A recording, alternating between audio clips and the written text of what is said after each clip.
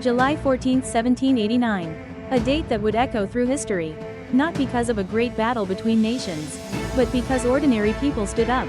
That day, a grey medieval prison in Paris, nearly forgotten by time, was stormed by thousands, not for freedom of prisoners, but for freedom itself.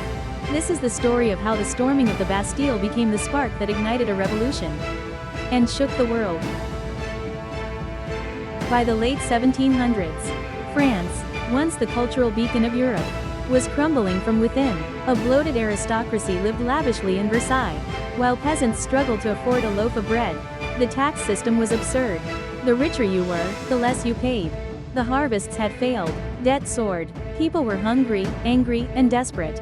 And the king, Louis XVI, seemed indifferent, more interested in hunting and locks than leading. In a last-ditch effort, he called the Estates General, the first time in 175 years. But instead of fixing the problem, it tore the old order apart.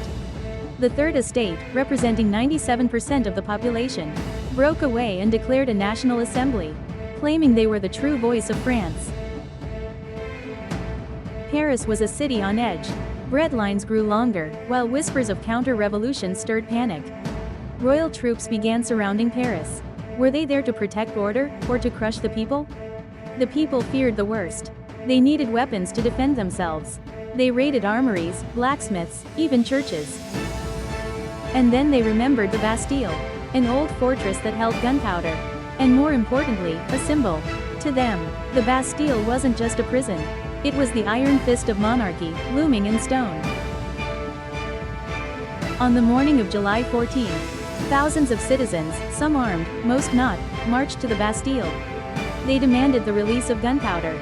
The governor, Bernard Delany, hesitated. Shots rang out. Chaos erupted. After hours of brutal fighting, the fortress was breached. Lani was captured and executed by the crowd. His head, placed on a pike, became a grim banner of revolution. The walls of tyranny had literally been torn down. The king asked, "Is this a revolt?" "No, sire," someone replied. "It is a revolution." The storming of the Bastille wasn't planned by generals. It wasn't led by nobles. It was the people, angry, hopeful, afraid, who changed history. All across France, similar uprisings began. Feudal records were burned, nobles fled, old orders collapsed. The revolution had begun, and there was no turning back. The Bastille held only 7 prisoners that day. But the number never mattered. Its fall meant something greater, the collapse of fear. Today, Bastille Day is celebrated not because of how many people died, but because of what they stood for.